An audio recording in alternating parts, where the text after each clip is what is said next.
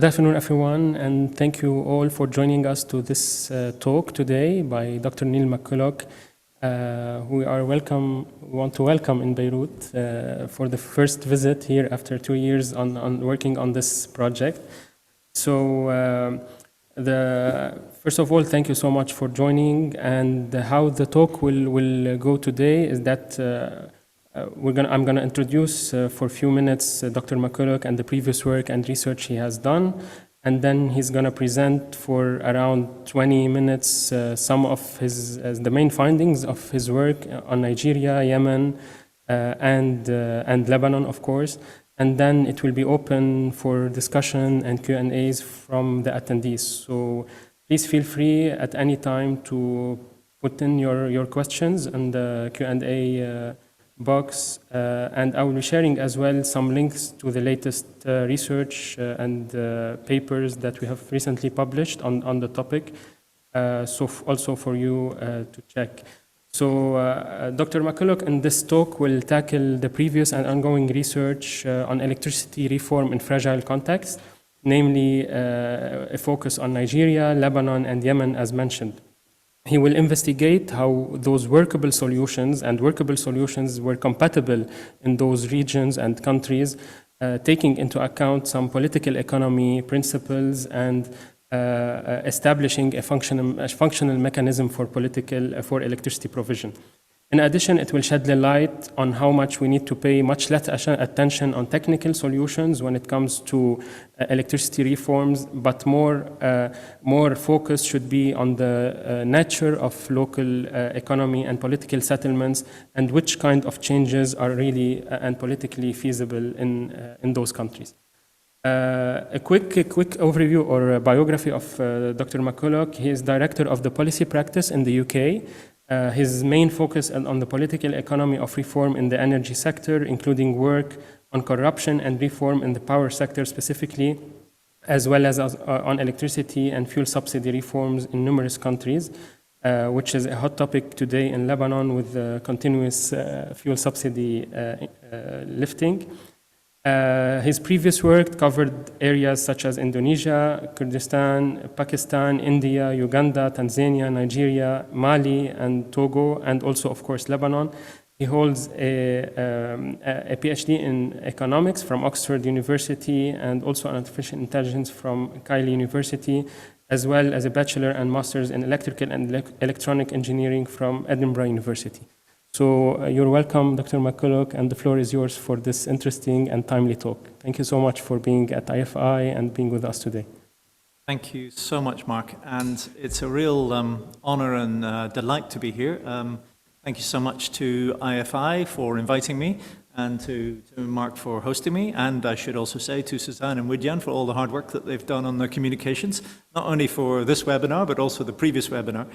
The previous webinar looked at alternative models for tackling Lebanon's electricity crisis. Today I'm going to talk about something a little bit different. And in a sense, this is a bit of an experimental talk. I'm going to lay out some conclusions which I've come to from the work that I've been doing in 2 other countries, in Nigeria and in Yemen, and then try and see if I can sort of draw together what are the underlying political economy causes of some of the dysfunctions that one sees in the electricity sector, and what the implications might be, therefore, for what one does about it. So a quick overview of what I'm going to say. I'll talk, obviously, a little bit about the current crisis in Lebanon. I'm not going to talk very much about that because you know much more about it than I do, because you have to live it on a daily basis. And then I'm going to briefly discuss the Nigerian electricity crisis and what are some of the causes and challenges associated with that. And then I'll talk about the Yemeni electricity situation. And then what I'm going to try and do is point to 3 or 4 factors which are common across each of the 3, even though the countries are really quite different in many ways. I would then want to look at solutions, and I'll talk a little bit about some of the lessons from the research that we did together, Mark and myself, along with Ali Ahmed and Musna al-Masri. And these are the lessons from the way in which the city of Zakhli in Lebanon managed to achieve a reasonable functioning electricity supply, at least it used to, and then move towards a sort of theory of change, if you like, or theory of how feasible change might come about and what the implications might be for support programs. Next slide, please. Okay, so I think we're all very familiar, too familiar with the current crisis. We're sitting here in a beautifully illuminated room, but many people in Lebanon are not. There's been a near collapse of the electricity system. We've seen a couple of major power stations have to switch off. The grid has collapsed at least twice. Lengthy blackouts due to no access to fuel.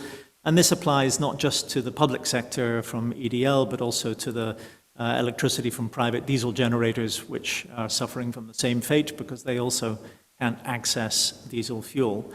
And simultaneously, we're seeing prices for fuel skyrocketing. Every day you pass the long queues of cars trying to fill their tanks. As subsidies are being removed, this is creating steep price rises and ever-rising poverty, compounding the economic crisis. But of course, the current crisis is not, in a sense, that new. Even before the recent collapse of the currency, electricity was in deep trouble in Lebanon. Deep trouble in four ways. This is a very nice slide from Ali Ahmed's work. First of all, undersupply, a huge undersupply of electricity from EDL, 8.1 terawatt hours short, if you like, of where it should be. Very high grid losses across the system due to old and poorly maintained equipment, so around about 37% transmission and distribution losses across the board, including, of course, the non-technical losses, in other words, theft and non-payment. Old and inefficient infrastructure. 5 out of 10 power plants are running way below 60% availability. And as we have seen rather bitterly in recent days, extreme exposure to fuel price volatility because of a very heavy dependence on thermal generation. So what are the causes of Lebanon's electricity crisis? Well, we could debate that issue for hours. It has been debated for not just years, but for decades. There have been decades of failure to approve reforms. For example, the appointment of an independent regulator under Law 462. The tariffs have not been adjusted in a meaningful way since 1994. EDL is used as an instrument of political patronage, as are many public institutions, which means that you end up with a set of staff within the institute which are not necessarily appropriate to the skill set that are needed. And then, of course, the fuel supply chain itself is heavily subject to corruption and political interference, which also then leads to the high costs which EDL have. And if you have tariffs which are far below costs, then you end up with a big gap between the revenue that's being brought in and the costs, leading to huge annual subsidies, at one point around about $1.5 billion per year. Now, subsidies, of course, are much less, but the main reason they're much less is because the best way of reducing subsidies for EDL is to supply no electricity at all, but that's not the best thing for Lebanon. So one has an insolvent utility, unable to invest in quality service, not creditworthy, and therefore it's very difficult to get new investment for those improvements in, non-payment of bills by politically connected actors, and the result by almost everybody is exit. You exit from the public system and you try and deal with your own private generators. So there's been this explosion over many decades now of 37,000 something private generators, private distribution networks, private networks, a little sort of generator mafia or cartel, supplying a service which is very much needed, but now still subject to the same vulnerabilities that we've seen as a result of the price rises of fuel. So that's the Lebanon situation. I think it's a one which we're very familiar with, and you're all very much more familiar with than I am. Next slide, please. Now let me talk about Nigeria. Many people have looked at the Lebanese situation and said, what needs to happen is a reform which will follow more or less the World Bank's standard rule book of what you ought to do to reform the electricity sector. Let's unbundle it all. Let's create an independent regulator. These will fix all of the problems. Why am I talking about Nigeria? Because Nigeria did all of those things in the mid-2000s. In 2005, it passed an electricity law, its equivalent of Law 462, which effectively said that the electricity sector should be unbundled. Then it went ahead and did it. In 2010, it came up with a roadmap. In 2013, it actually unbundled the sector. So it's now got huge privatization, 7 generation companies. It's got a transmission, a TCN, the transmission network. It's got a bulk buyer, so it's a single buyer system. NBET, which is the Nigerian bulk electricity trading company, buys the electricity off all of the generators and then sells it on to 11 distribution companies, which are also private, also purchased by Nigerian interests, serving the whole country. So this would seem to be the perfect arrangement. It's got an independent regulator, NERC, that sets the tariffs and decides all of this. And what's the outcome of this wonderful reform been? Next slide, please. It's been a disaster. And this is a real challenge, because Nigeria, in one sense at least, seems to have followed all of the prescripts for what electricity reform ought to look like. But the reality is that coverage, whilst improved since pre-privatization days, is still dreadful. 43% of the population have no access to the grid at all. In Nigeria, a country of 180 million people or more, that's about 85 million people.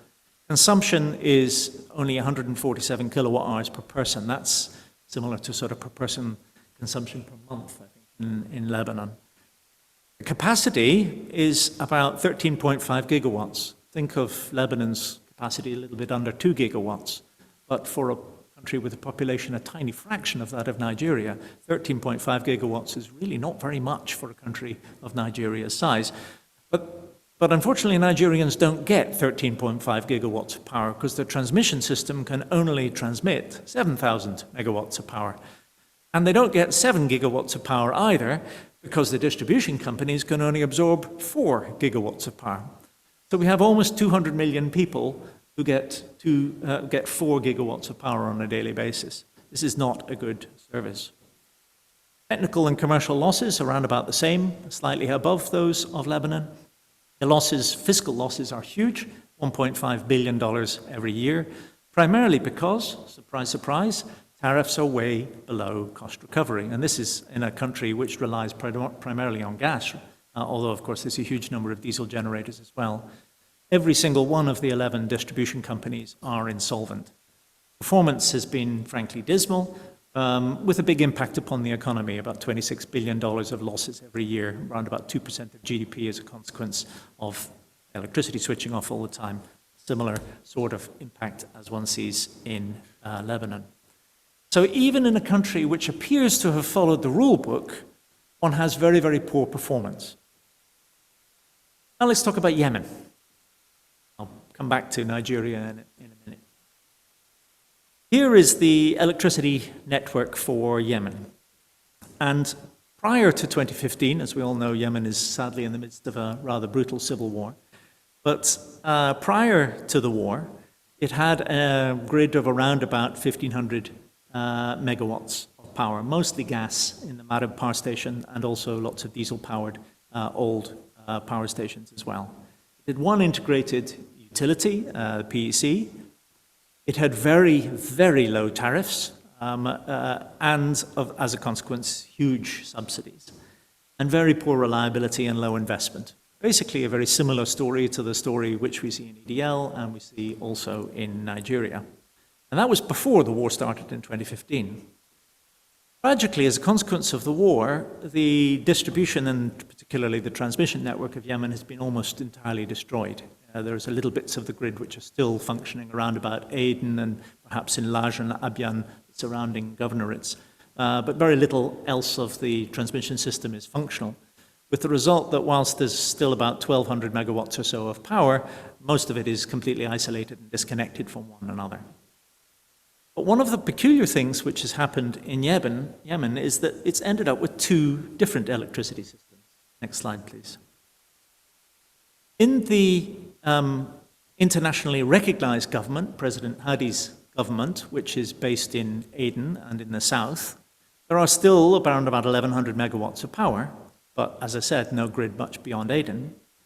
But the PEC, that integrated utility, is now disintegrated. There's a PEC effectively for the south and a PEC for the north. But the South continues to hold on to low tariffs, extremely subsidized electricity, and it only manages to afford this because it receives a large grant of fuel from Saudi Arabia. Now that grant has been turned into a sort of mates rates type of deal on low-cost Saudi fuel. But at the end of the day, it's only fiscally possible because Saudi Arabia is providing it with fuel which will effectively run those generators, and it does so on a rolling basis from year to year. But the system in the south is extremely poor reliability, which is one of the reasons why there are protests on the streets of Aden and Hadramaut about the quality of electricity. And investment is almost entirely funded by donors and sponsors within the region, such as UAE. So in other words, the internationally recognized government in the south has basically attempted to perpetuate exactly the same dysfunctional system that existed before, and are desperately trying to marshal international support for improvements along the lines that one needs in other countries facing similar situations. The de facto administration, in other words, the Houthi administration in Sana'a and in the north, went a completely different route. As a consequence of effectively a fuel embargo from the port of Hodeidah and the destruction of the infrastructure, the Houthi administration in the north basically said, we can't do electricity. So they simply stepped back from the entire process. Some people might call it a privatization, but I wouldn't even honor it with that name. It was simply a stepping back and allowing effectively a free-for-all. As a result, there are no subsidies in the north. There is no effective service, except that that service was provided then by the private sector. And what we saw was an explosion of solar power provision by the private sector in the north.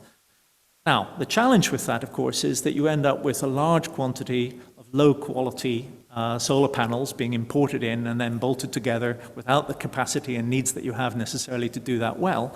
But at least it provides some electricity. And so therefore, you'll find in the north, in the Houthi controls areas, around about 70% of electricity is coming from solar. If you simply look at that statistic on its own, Yemen looks like a poster child for renewable energy around the world. But this is what happens when the rest of the electricity system collapses and all you're left with is a bunch of solar home systems. There are, of course, no subsidies, no fiscal cost to the government. There are rents being extracted by various bits of the administration. But people can purchase as much power as they wish or as much power as they can afford, and that's probably not very much given the poverty caused by the war. But ironically now, what is happening in Sana'a is that people are realizing that small-scale solar home systems aren't really giving them the power that they want, and also they're a bit disillusioned because they broke down after a couple of years and there was no repair services and so forth. And so someone has come up with this great idea that what we really need is neighborhood-based diesel generation. If we could just get a diesel generator in every neighborhood and connect up the wires and charge people, that would be a really good way of doing things. In other words, the Lebanization of Sana'a. So these two very different approaches to collapse of the electricity system.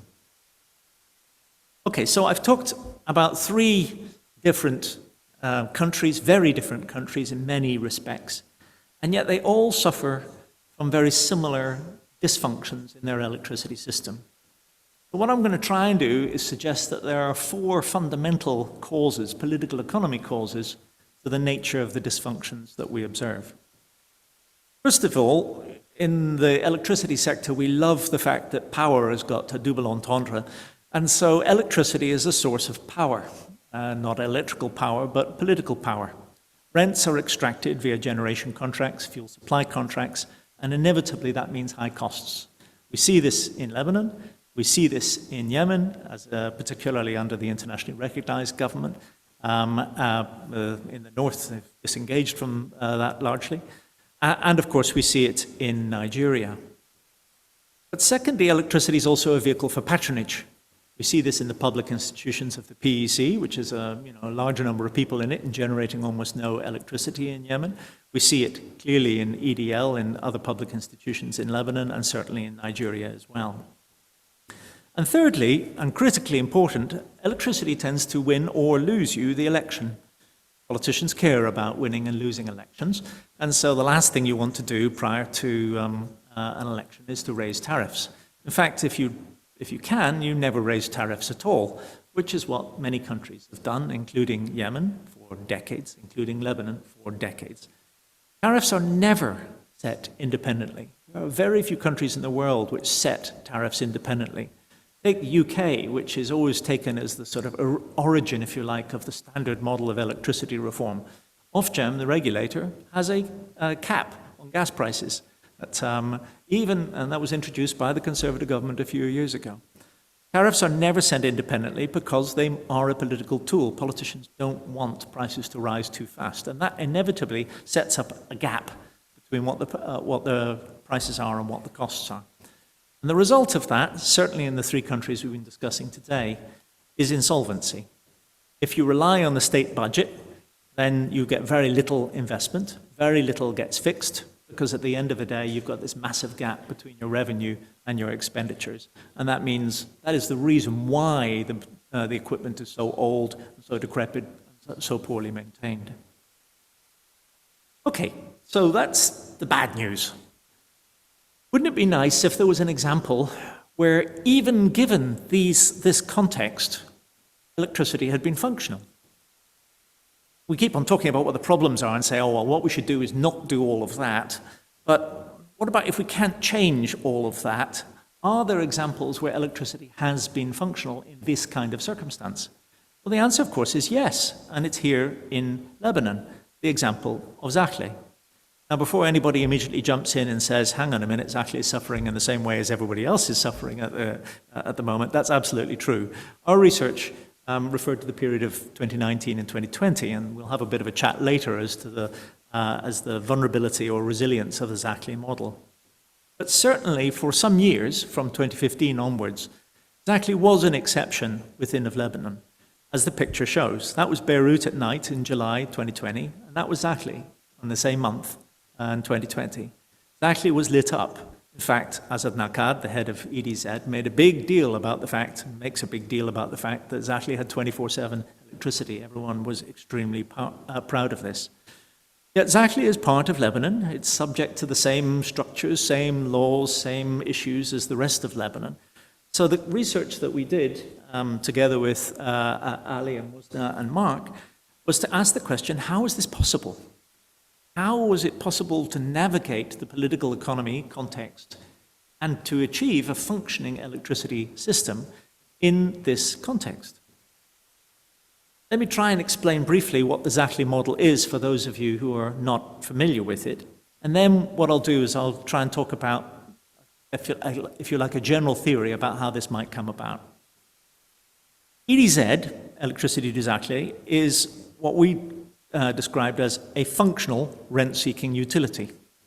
The name of our paper, and I think we're going to put the paper into the chat box for anybody who's not seen it, but the name of our paper is From Dysfunctional Corruption to Functional Corruption. That EDZ is not a squeaky clean utility, it's not perfect. The way in which its model operates is that EDZ simply takes electricity from EDL, but it gets it at a discount. Instead of buying it at the rate which the other concessions have, it tends to pay much less, even after the new contract came in place in 2018. But of course, EDL keep on cutting off the power. And so what EDZ did was do a deal with Aggreko, an independent power generator, to build a 60 megawatt set of diesel generators. And so every time EDL cut off the power, EDZ would be able to fire up its own generation and provide 24/7 power to consumers. It also provided a very good service. It ran an effective utility. It's got near 100% collection, it's got extremely low losses, and it's got a very much liked service. People in Zahle will speak very glowingly about the service that they receive and compare it to the rest of the country. But how on earth did they make it work? EDL is heavily loss-making. EDZ, at least prior to the current crisis, was not. How did they make this work? One way in which they made it work was by, if you like, effectively extracting rent from the center. If you're buying electricity at 50 or now 88 lira per kilowatt hour, and even selling it at the average EDL tariff of 135, then you're still making money. So that was, if you like, EDZ benefiting at the expense of EDL and the rest of the country. But actually that wasn't the main source of the rent being extracted. The main source of the rent being extracted was that, at least initially, EDZ was not terribly transparent about the way in which it did its tariff charging. Whenever EDL electricity was there, you would get EDL electricity. whenever EDZ electricity took over, or the Agreco electricity took over, then you will just get one bill.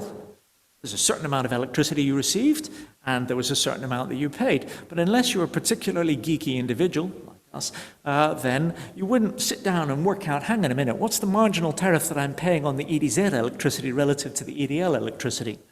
After 2018, regulations came in which forced them to be more transparent about what that marginal rate was. But the marginal rate was many times higher than the EDL rate.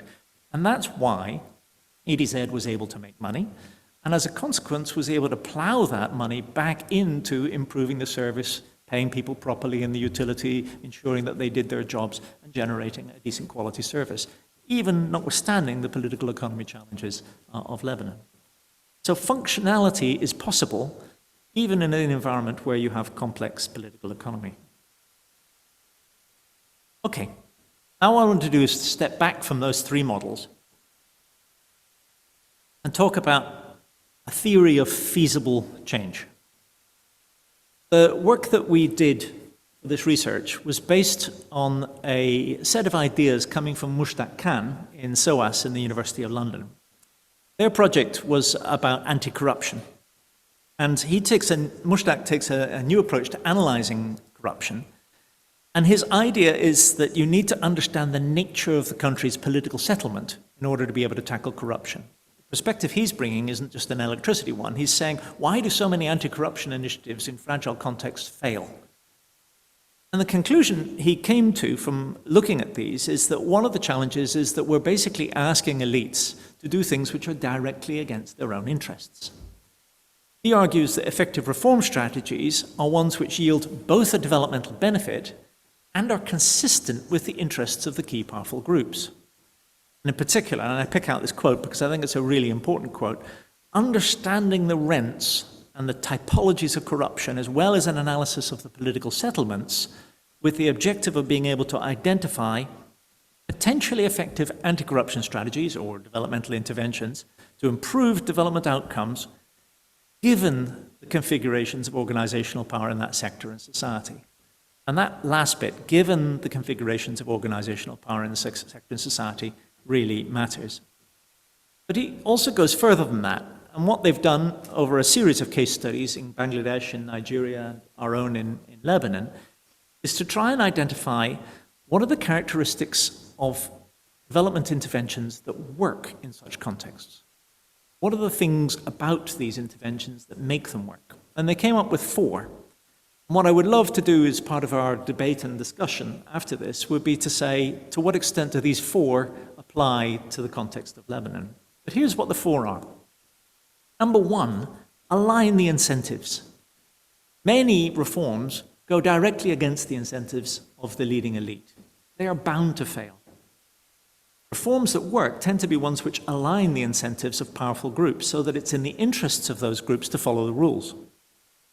Secondly, design for differences. Different groups are different. Different actors within of any political system are heterogeneous. So that means you need to create rules to account for these differences to get them all on board. The best example of this I know is actually outside of electricity is fuel subsidy reform in Indonesia. President Jokowi in 2015 did a huge fuel subsidy reform in which basically the Indonesian state paid itself $15 billion in savings from the fuel subsidy reform. But how did he get it through? Well, President Jokowi is not stupid. He is leading an archipelago nation of 13,000 islands. Almost everyone or everyone's cousin is a fisherman in Indonesia. So the one set of subsidies which were not removed was diesel for small fishing boats. Sometimes you need to design for differences. As a result, all of the extra subsidies which were going to rich people to fill up their cars in cities managed to get through because that was politically feasible, but woe betide you if you take away the subsidized diesel for fishing boats across the country. The third one is building coalitions. And here we've got the issue of how you bind together powerful groups which are harmed by the current situation. Finding out the powerful groups which are harmed by the current situation is the key to making progress. And this is one of the big challenges and big confusions, in a sense, I think, of the Lebanese situation. I would love to have people to explain it to me. The current situation is in nobody's interest. This is a bad equilibrium. So how do we move from a bad equilibrium to a better equilibrium? How do we actually ensure that we harness the energies and the political influence of groups which are significantly harmed? Often, one of those major groups are large businesses. Large businesses at the moment simply exit from the public electricity system and hire their own diesel generators. That means they're paying 30 cents a kilowatt hour. That costs them a small fortune. It's in their interests to have a public electricity system which has got a cost of half of that. So how can one harness their interests? And then finally, resolving rights.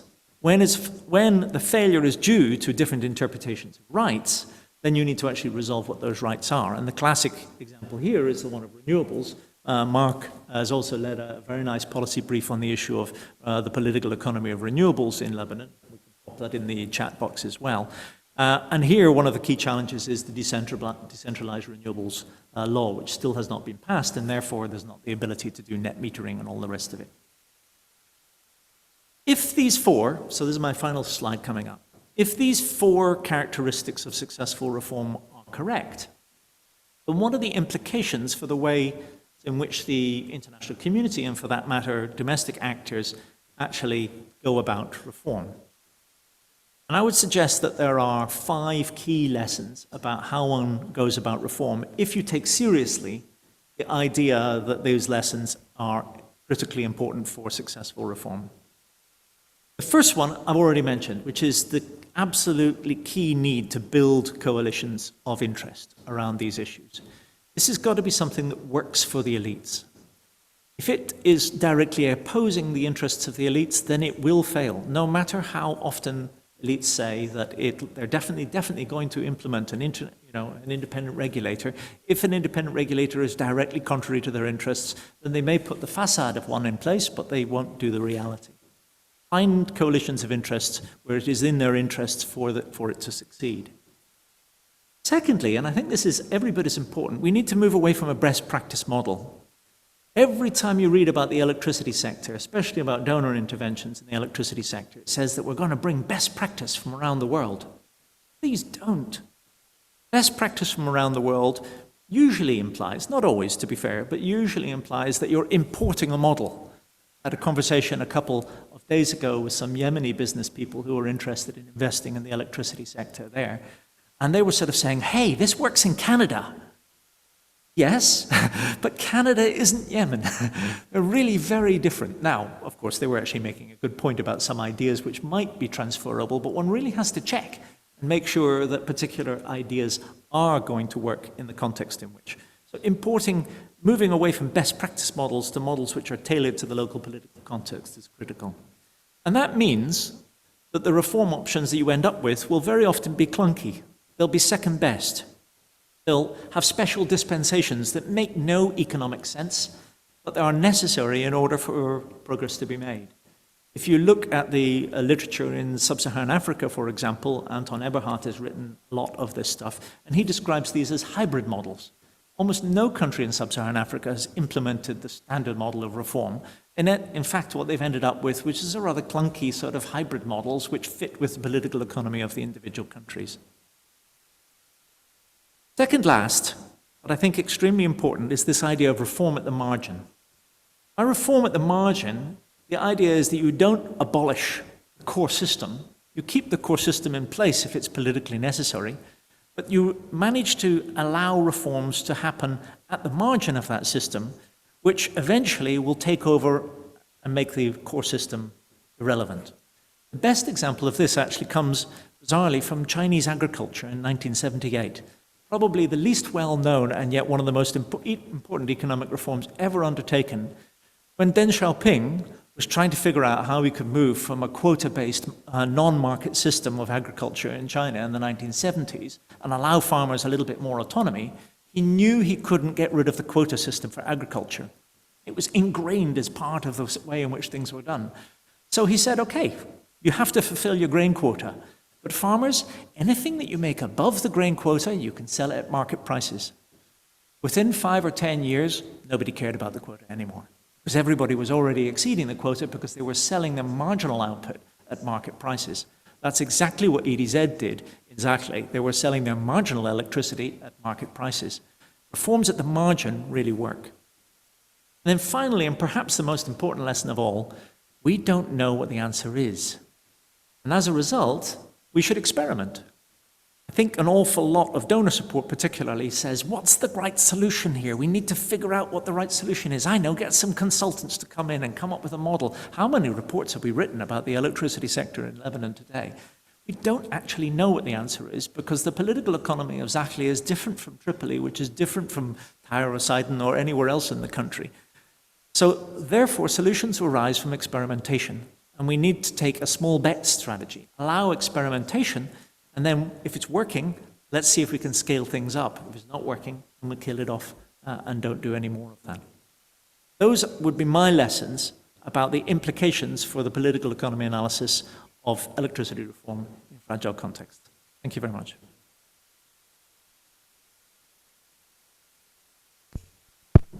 Thank you so much, Neil, for this for these fascinating insights, and really to the point that you covered not only what we are living on a daily basis, but also to see what are the lessons learned from other countries and learn from those.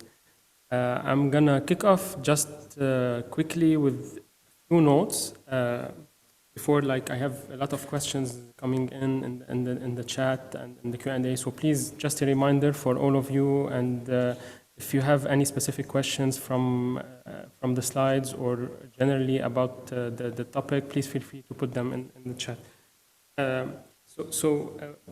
Let me kick off with two things, Neil. You have pointed out to that the importance not only to have governance or governance of the sector, or governance alone does not solve the issue, but it should be a package.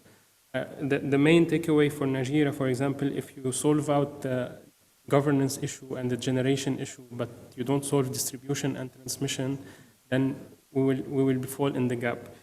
The other lesson from Yemen is that renewables, if we don't really know what we want from renewables and what is the level of integration from renewables in the energy mix of a country, then we will fall with the Yemeni case again, from having to put in generators or introduce generators again to the. So those takeaways, and a third point related to the rent seeking, and you have mentioned two things in the discussion. So the second best solutions, and this is where I'd like to take have your say on this, and reforms at the margin. So looking at the current crisis in Lebanon and the lessons you have mentioned, how do you think second best solution, knowing the complexities available in the sector that have been dragged 30 years or 3 decades ago, how can we think from the crisis or go out of the crisis with second best solutions that also allow to stop the rent seeking, I mean the available rent seeking, but allow those second best, possible solutions you have mentioned, while learning that this is not just a package that should go all together in a package, but not only as one entity. So taking governance and leaving away the distribution or transmission, or solving the generation issue, but not looking at the governance side of it. So, okay. So, I mean, let me say what I think the lesson from the Nigerian example I gave is that it's not just about structural reform. The structural reforms in Nigeria are perfectly sensible, and if they were implemented faithfully, they would be very successful. But they weren't implemented faithfully, and the reason they weren't implemented faithfully was politics. The distribution companies were sold to people who were politically connected. As a consequence, they collect revenues, usually with estimated billing rather than meters, from the customers, get lots of revenue from the customers, and then they simply fail to pay the central bulk trader. So they pay about perhaps between 20 and 40% of their bills. So of course they make money, to some extent, at least some people in them make money. But that means that the bulk trader hasn't got enough electricity, hasn't got enough money to be able to pay the generators, and the generators haven't got enough money to be able to pay the gas suppliers. And so you end up with what the Pakistani call the circular debt problem. It's really a linear debt problem, a debt that trickles down, a liability that trickles down the entire system. But the fundamentals of it were the selling of the discos to people who didn't know how to run distribution companies and who were also politically connected gives them license not to pay. And so the message to take away is that it's not just structure, it's about function. That, I think, is the absolutely critical thing. I think one of the challenges is that we often say, oh, well, if we do these structural reforms, then everything will work. Well, the idea of the structural reforms isn't for their own sake. The idea of the structural reforms is to try and change the incentives of the different actors so that they will behave in certain ways. But if it is not in the incentives of those actors to behave in those ways, and in particular, if you've got politically connected people involved in the sector who are simply not going to pay, then your structural reform will just be a facade. You'll end up with just a replication of exactly the same problem. So it isn't just the fact that I think you have to look across the whole chain, although I think that's right. I mean, for example, in Lebanon at the moment, we're all talking about supply shortage. So there's a huge push for, generate more electricity. The same thing is true in Yemen. Oh, we need more power stations. We need more power stations. Who's going to buy it? You need to have somebody buying it at the distribution end. And so one of the issues which we've been discussing is what happens to the distribution service companies after distribution service providers after their contracts expire at the end of this year, as they do. Would it be possible to do a reform at the distribution end of things, which would then allow private utilities to take that process over, actually collect revenues? Then suddenly you've got a buyer who's credible. And if you've got a buyer that's credible, then an investor will come in and provide you with the supply. But without a credible off-taker, it's very difficult to get investors to come in and actually invest in supply. So I take your point about the entire chain, but my main point I was trying to get across is it's not just structure, it's about something which functions. And that's where second best comes in. The honest answer to your question, Mark, is I don't know what a good second best There's a follow-up. I mean, no, you did, but there's Basma Shibani is asking you, on this point, the second best or reform at the margin. So could it be renewable energy by using the daylight, for example, solar PV on the rooftop or building everywhere? Like, in other words, maybe allowing this solar, like similarly to what you have mentioned, seeing the Yemeni having 70% of the electricity generation from solar in those areas, just because of the absence of a central solution or central government. So when we talk about reforms at the margin or second best solution, would it be that road, let's say, or something in between, or a combination of? Combination, I think. That's the thing, is that you don't want to become Yemen. You really don't want to become Yemen. So having a centralized electricity system is important. There are things that a centralized electricity system can do that are not possible for an individual household or an individual company to do. Being able to balance the grid, being able to supply all through electricity all through the night and so forth. These are things which you require a base load to be there for. But we're in the crazy situation that there are all sorts of initiatives which might work, utility-based solar, rooftop solar and so forth, all sorts of other renewable initiatives, which are effectively not possible at the moment because of the legal constraints, but which could well succeed. So let's try. Let's experiment. Let's see whether or not investments in rooftop solar might actually pay off. They might pay off if net metering was allowed. Again, brings you back to the resolving these rights issues of the decentralized renewable law. It might well be possible. In fact, there already are ideas for having utility-scale solar and, of course, utility-scale wind farms, which are stuck, and they've been stuck for years. So resolving those kind of issues and unblocking those kind of issues would then allow one to experiment. Thank you. There's a question also on this issue from another perspective, mainly on the financing or the role of the international community. So maybe we could extract the lessons learned on the role of the international community. So Alain Kfour is asking you, putting regulations and legislations aside, many private consumers are currently installing solar in their private to get access to electricity. Is it possible for the international community, and this is mainly not really directed on the topic of financing or international, like on behalf of the international community, but what was the role maybe of the international community in those areas or in those regions in times of crisis? So was it to support local or community solutions, or rather go to the central solutions, to fix the central so that communities get electricity, or provide community localized solutions when it comes to renewables?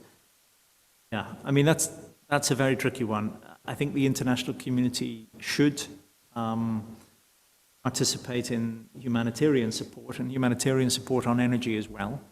And that sometimes will entail working with companies, working with communities, working with municipalities and so forth to try and help them tackle their particular energy problems. So by all means. On the other hand, just supplying this company and that SME cluster and this municipality doesn't solve the wider problem. I think many in the international community feel that they've had their fingers burned by trying repeatedly over a long period of time to solve the big problem. Said, oh, the big problem is impossible, so now we're going to go down to the micro level. That's fine, but of course that doesn't deal with the issue of resolving the rights that would enable the micro level to actually scale itself up. One thing which hasn't been explored so much was this intermediary level. So we have these 4 distribution service providers at the moment. Consider a situation in which we had 4 or similar sort of number private utilities. So significant size ones, not small scale, at the SME level or at the household level, but significant places covering cities or regions. And these would be professionally run utilities, which would then collect from consumers. But critically, and exactly, they would be allowed to generate their own electricity. If you had a utility like that, and again, you would have to legislate to allow such a utility to exist, but that legislation already exists. It's called Law 462. But if you had a utility of that nature, then all of a sudden you'd have a lot of people wanting to build your utility scale solar for them.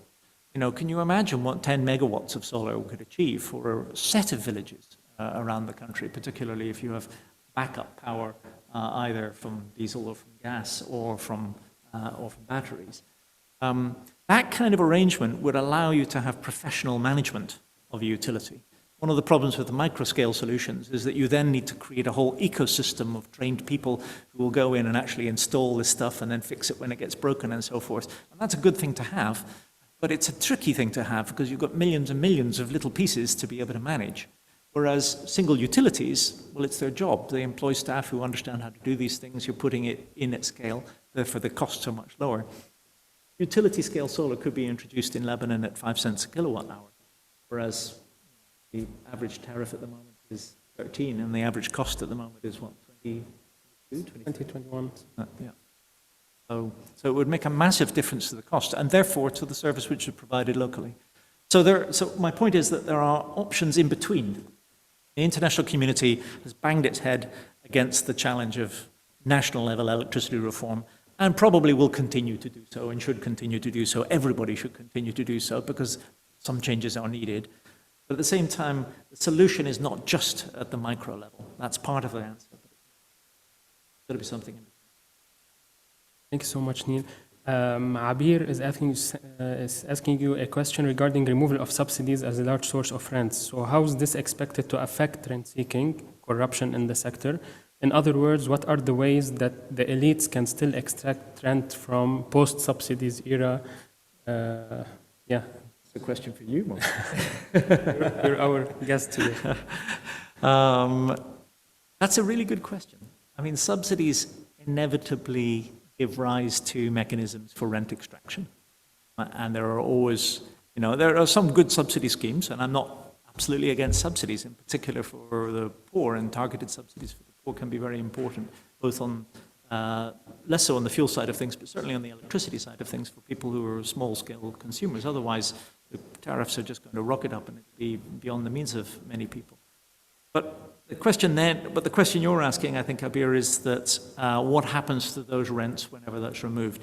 And the real answer to that is competition. Are the ways from which the elite can still extract rents from post-subsidy? The elite can still extract rents because of contracts that you have for the fuel supply. They can still extract rents from the warehousing mechanisms. They can still extract rents from the distribution process. They can still extract rents at the retail end. They are possible to extract rents all the way along, but you need collusion. So it's really about whether or not there's competition within of that value chain. If that value chain is stitched up by a particular actor or set of actors or a particular political party, then there will be rents that get extracted even if there are no subsidies. But subsidies help you extract the rents because they allow you to manipulate either the access, if you have access to cheap foreign exchange, then you can get your petrol cheap or your diesel cheap, and then you can sell it more expensive and you make far more money.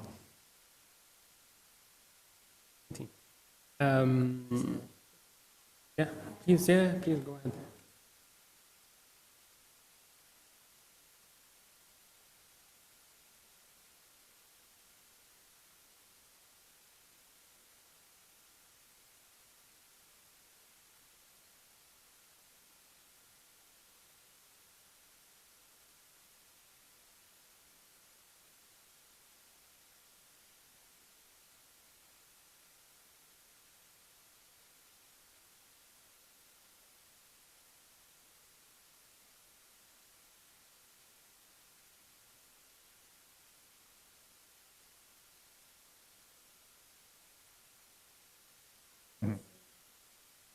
Yeah, no, that's exactly why I give the example of Nigeria, because Nigeria's electricity system is supposed to be on a contract basis, and they keep on trying to move it to a sort of, we're going to a market basis where we're going to have contracts which are respected. But the reality is the contracts aren't respected.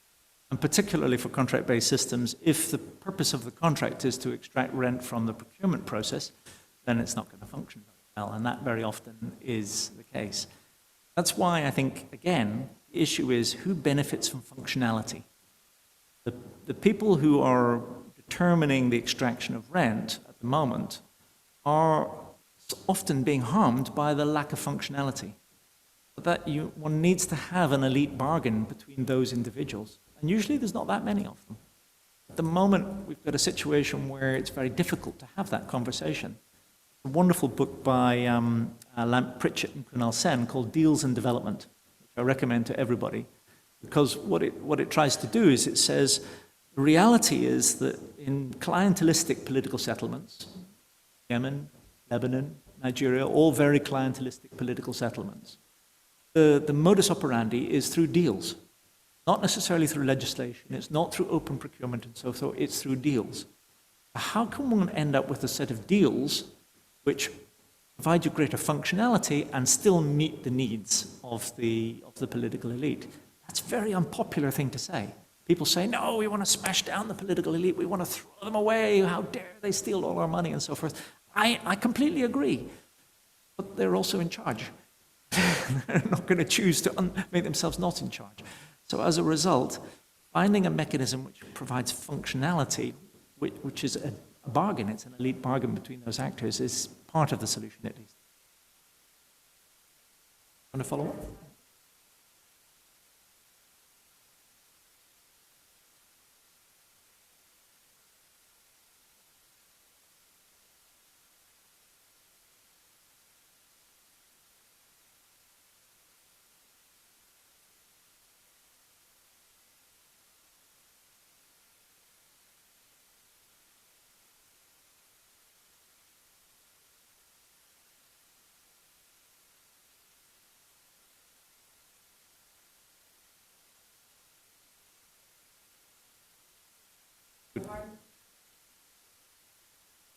I'd love to know the answer to that. So it's just like, I know we're running out of time, but just a follow-up question on what you mentioned, and basically where the presentation has ended. So, and they have some, I'll come back here to some of the notes, but you have mentioned the 4 incentives, or 4 quick incentives for political economy aspects on the screen. Today, for a country like Lebanon, like we have several challenges that you have mentioned could be, or we know about maybe the barges leaving end of the month, the DSP's contracts ending end of the year. So this is a whole sector, which is a distribution sector that we don't know what would happen to it. And this comes back to the Nigerian case maybe again. So looking at those 4 incentives and looking at also to add that we have barely a generation or barely able to generate with the fuel capacity. So we have a generation sector that, or part of the generation is facing a lot of problems. Distribution might stop at some point, and transmission, the frequency problems are causing a lot of collapse each 2 days. And so looking at those, at this maybe grayish or black image, which of the 4 incentives you think can be most workable for a country like this, or for this situation? So in other words, how to move from this bad equilibrium you have talked about to we will not say a better equilibrium, but maybe to an acceptable one that allows a sector to run. So are there any priority, or can we prioritize those incentives? No, it's a good question. It's the key question, I guess, and I haven't got a good answer. The only one I would point to is the need for experimentation. This is one of the things which we found most fascinating in the study that we did on Zahle, was the way in which EDZ navigated politically. It was very difficult to end up with a functional system in Zahle. So the question then is, how did it happen? I mean, in principle, there are actors at the center who would quite like to squash the EDZ model, quite like to kill it off. Yet somehow or another they didn't manage to do so, or they were persuaded not to do so. How did that happen? It's perfectly possible that people might have got very angry with paying more for electricity or for the non-transparent nature. And yet if you go and talk to the people in Zacle, they were very happy about the provision that they got. So the skill of Zacle was the navigation, the political navigation between all of the various different constituencies and the building of coalitions between those. You know, getting 10,000 people out in the streets all wearing your little EDZ t-shirts, all shouting, "Don't you dare take away our contract because we want to keep our 24/7." That takes a lot of political management. And so I think this is the real question. In electricity, partially because most of us are engineers and geeks of one kind or another, we think of it as a technical problem. It's not primarily a technical problem. It's a problem of political management and political navigation. And so rather than just doing as we so often do and say, well, this would all work perfectly if we only had political will, what we need to do is to investigate political won't. We need to understand why the political blockages exist, and then one can see how you might be able to navigate around them. I don't know what the answer is, but it's clearly possible from the Zacle case and other cases around the world that one can find these solutions which are a little bit clunky, a little bit strange, but somehow or another keep the necessary actors on board that give a solution. But we need to actually do our political science on this and not just our engineering in order to be able to come up with that answer. Thank you. So I'll end with two more questions from the audience. Okay, so Maya is asking you, aligning incentives in countries like Yemen or Lebanon is quite an ambitious and complex target. As stakeholders are not only local, many important and powerful stakeholders in those countries are not local players and may actually have interest in keeping those countries dependent on international support to their energy. So energy dependence is a tool for bargaining. Proof is that's what's happening in our country. Not sure if you have any comment? I only have one comment on that, which is the comment that I always make whenever we're doing political economy analysis. So the policy practice is the consultancy that I'm part of. We do a lot of political economy analysis, and and we also do a lot of training on this. And there's a plug for our course, by the way. But the key message we always say when you're analyzing this sector is don't forget to analyze the interests of the donors. You know, we always say, okay, who are the key actors domestically or in the system and what are their interests and all the rest of it. The donors and the funders and the international funders have interests too. They have bureaucracies too. They have incentives too. They have politicians too. And it may well be that, you know, the US or the Brits or the French or whatever don't necessarily want any solution. They would prefer a solution that is British or American or French or whatever. So it's important to include that as part of the analysis. One doesn't necessarily need to be too cynical about it, but everybody has politics, and therefore they should be one of the actors which are analyzed. Just following on this, so on the point of the 4 incentives or the 4 points, Zena is asking you, how does the functionality argument, when we talk about something to be functional or functional, how the functionality argument applied to Lebanon when political elite aborted the generation plant buildings because they insisted on building additional plants as part of their political settlement, and consequently the whole project was halted. Yeah. All of the generation was halted because of this political discussion around the number of plants to be built. Yes, I know. Let's try and maximize costs as much as we possibly can by building lots of extra plants. It doesn't make sense, but this is, I guess, what I'm getting at about clunky solutions. Some solutions are value subtracting, and you shouldn't go for value subtracting solutions. Building 3 is on the other hand, sometimes you need to do things which might not be the optimal solution, but which will get sufficient buy-in to be able to enable one to make progress. And one of the dilemmas, and this is what I would love to have people explain to me, is why we've ended up so frequently in low-level equilibrium in Lebanon. Why is it the case that there are veto players, there are actors in the Lebanese political system who would rather nothing happened than see others potentially gain from it? And a lot of that has got to do with lack of trust between different factions and different groupings over a long period of time. But overcoming that, finding something where one can build sufficient trust to be able to make some kind of progress, I think is key. And I don't know how to do that. Please.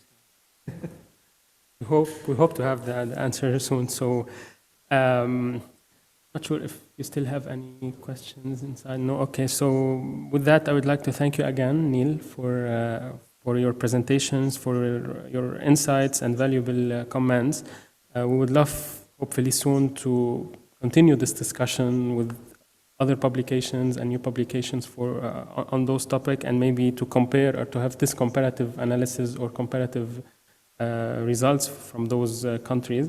So thank you so much for attending, for being here, and thank you for all the audience, for all the valuable and interesting questions you have asked. So the team has included the publications in the chat box, so please feel free to check them and reach out for any questions to Neil or us as a team. And we hope that you find it interesting, and we look forward to future webinars. Thank you so much. Thank you so much. It's been a pleasure.